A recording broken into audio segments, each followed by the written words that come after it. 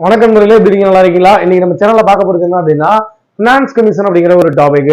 நம்மளுடைய சேனல்ல தினமும் TNPSC syllabus wise topics cover பண்ணி வீடியோ அப்லோட் பண்ணிட்டு இருக்கோம். இன்னைக்கு எக்கனாமிக்ஸ்ல நிதி ஆணையம் அப்படிங்கிற டாபிக் தான் நம்ம பார்க்க போறோம். இந்த ஒரு வீடியோ நீங்க பாத்தீங்க அப்படின்னா கண்டிப்பா நிதி ஆணையத்திலிருந்து கேள்விக்கு எப்படி கேட்டாலும் உங்களால ஆன்சர் பண்ண முடியும். சோ இந்த வீடியோட என்னென்ன சொல்ல போறோம் அப்படின்னா, கடந்த 10 வருடத்துல இந்த நிதி ஆணையம் அப்படிங்கிற டாபிக்ல இருந்து என்ன கேள்விகள் கேட்டிருக்காங்களோ அதையும் உங்களுக்கு நான் சொல்ல போறேன். சோ முழுசா வீடியோ பாருங்க, ஸ்கிப் பண்ணாதீங்க. ஓகேங்களா? இப்ப நிதி ஆணையம் அப்படிங்கிறது என்ன அப்படிங்கிறது தெரிஞ்சுக்கிறதுக்கு முன்னாடி ஒரே ஒரு தகவல், எந்த ஒரு செயலா இருந்தாலும் செய்து முடிக்காத வரை செய்ய முடியாத போலதான் இருக்கும். இது சொன்னது யார் அப்படின்னா நெல்சன் மண்டேலா அப்படிங்கிற ஒருத்தர் தான் சொல்லியிருக்காரு. சோ நம்ம டிஎன்பிஎஸ்சி எக்ஸாம் படிச்சுட்டு இருக்கோம். கண்டிப்பா நம்மளுடைய டிஎன்பிஎஸ்சி எக்ஸாம் பாஸ் பண்ணணும் அப்படின்னு நம்ம நினைச்சிட்டு இருக்கோம். நம்மளுடைய சுற்றத்தார்கள் நினைச்சிட்டு இருப்பாங்க அப்படின்னா கண்டிப்பா ரொம்ப வருஷமா படிச்சுட்டு இருக்கான், அவங்களால பாஸ் பண்ண முடியாது அப்படிங்கிற மாதிரி அவங்களுடைய கண்ணோட்டத்துல அவங்க நம்மளை பார்த்துக்கிட்டு இருப்பாங்க.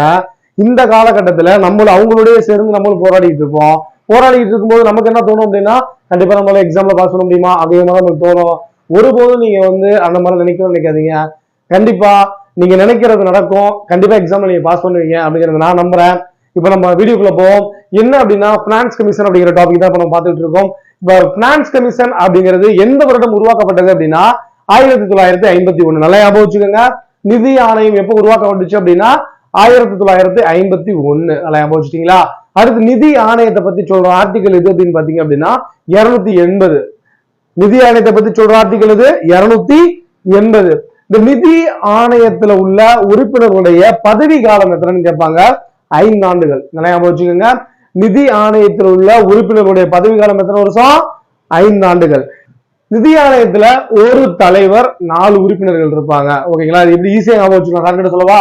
ஒரு தலைவர் 4 உறுப்பினர்கள். இப்ப எத்தனை வருது? 5 வருதா? அப்போ நிதி ஆணையத்தோட பதவி காலம் எத்தனை? 5 ஆண்டுகள் அப்படிங்கிறது நம்மளுக்கு ஈஸியா புரிஞ்சுக்கலாம். அடிக்கடி டிஎன்பிஎஸ்சி எக்ஸாம்ல நிதி ஆணையங்களுடைய தலைவர் 1வது நிதி ஆணைய தலைவர் யாரு, அப்புறம் 15வது நிதி ஆணைய தலைவர் யாரு அப்படிங்கிற மாதிரி கேள்வி எல்லாம் கேட்டுக்கிட்டே இருப்பாங்க. இப்போ உங்களுக்கு 5 முக்கியமான நிதி ஆணைய தலைவர்களை பத்தி சொல்ல போறேன். அது ஈஸியா அப்படியே மைண்ட்ல ஏற்றி வச்சுக்கோங்க. ஃபர்ஸ்ட் முதல் நிதி ஆணைய தலைவர் யார் அப்படிங்கிற மாதிரி கேள்வி கேட்பாங்க. கேசி நியோகி அப்படின்னு நல்லா தெரியணும். ரொம்ப முக்கியமான விஷயம். முதல் நிதி ஆணைய தலைவர் அப்படின்னால யாரு? கேசி நியோகி.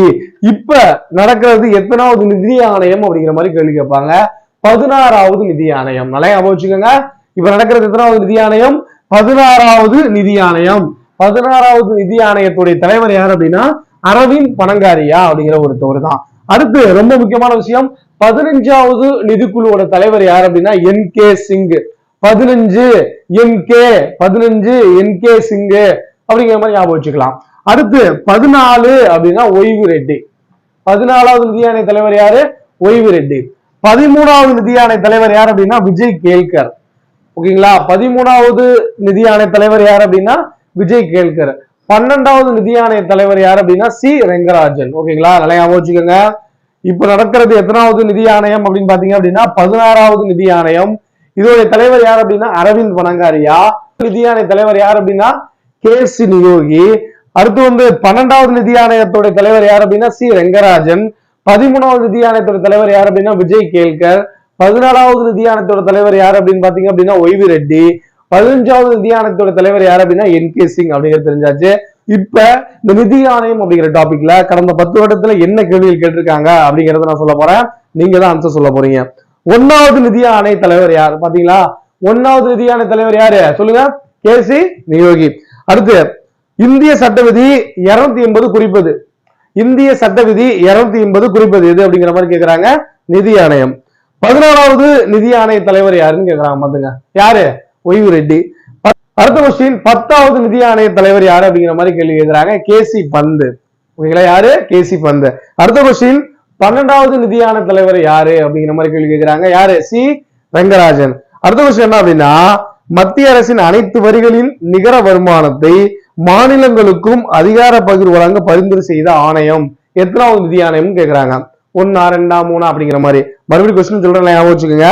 மத்திய அரசின் அனைத்து வரிகளின் நிகர வருமானத்தை மாநிலங்களுக்கு அதிகார பகிர்வு வழங்க பரிந்துரை செய்த ஆணையம் 11வது நிதி ஆணையம் அப்படின்னு தெரிஞ்சு வச்சுக்கணும்.